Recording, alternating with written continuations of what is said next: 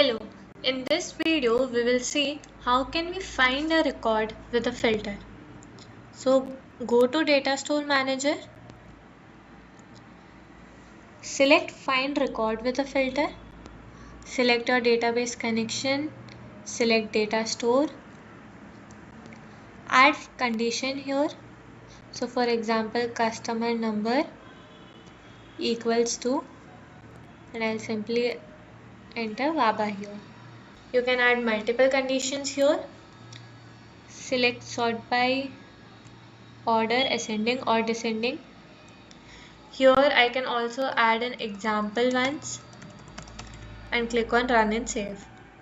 As we can see in the run history, here we have all the data. So let's change this to WABA again and then click on save.